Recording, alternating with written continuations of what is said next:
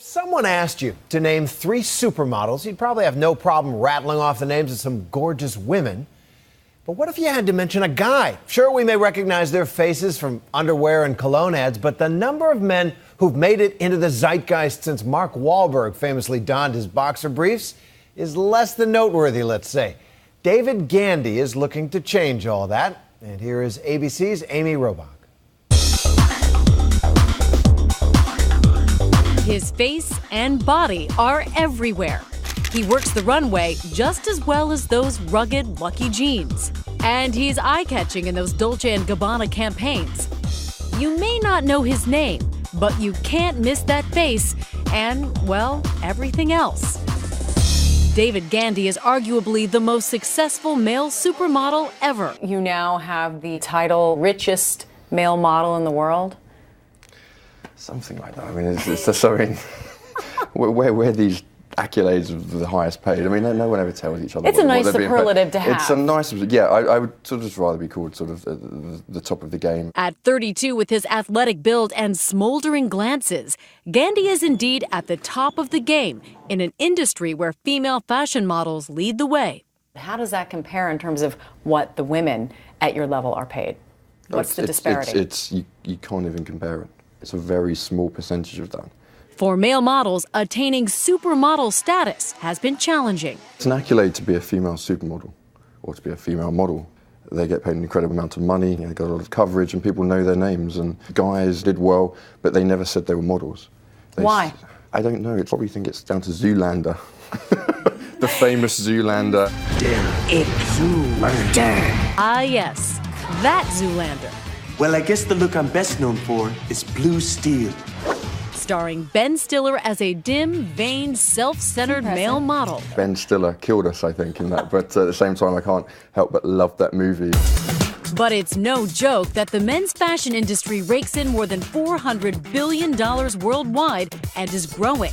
And Gandy has changed the perception of male models, breaking those cliches and pushing through stereotypes ever since a friend entered him in a modeling competition he later won.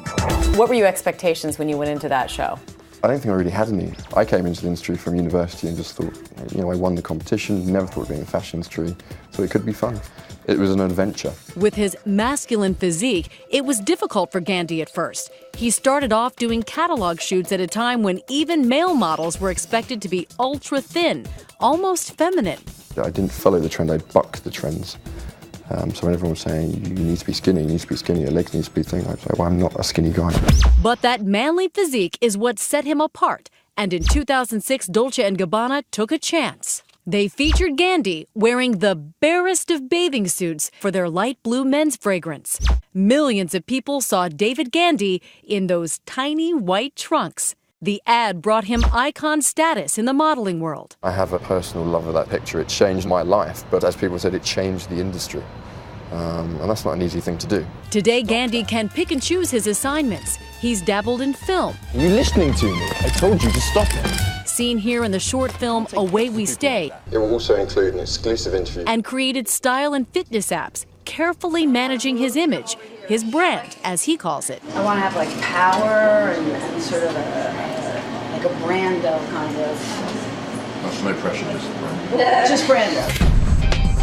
We caught up with Gandy at a cover shoot in New York City for Vogue Ombre's latest issue. Does it look too done, do you think? I just don't think it looks. You're talking about the hair? You think it should look slicker? Is that what you said? Let me see. So you think it looks too puffy? Yeah, it looks quite round. At this stage of his career, he knows what works and what doesn't, and has the power and clout to call the shots. He disappears to get his hair redone. I see we had a hair issue.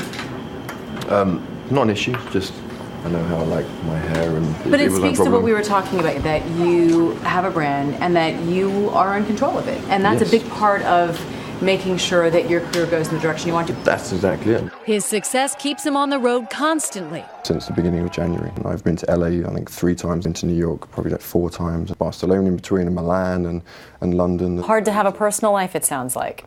A little bit, yeah, absolutely. Yes, that's right. The world's most successful male model is single. What is it like in terms of relationships within the fashion world? Do you make a point to not date other models? How do you balance that? There's two ways of thought. You're on a beautiful boat in Capri and you're half naked and you're like, no, believe me, there's a big tugboat and there's 20 Italian sort of fishermen behind you, but it's not romantic. A model will understand that.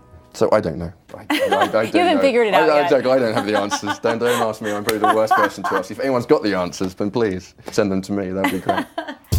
At an age when most models have retired, Gandy is hitting his stride and looking for the next opportunity. I don't always want to be doing this. I get bored very easily, so there'll always be an element of pushing where we can go, and that's where we were. We've always pushed it. For Nightline, I'm Amy Robach in New York.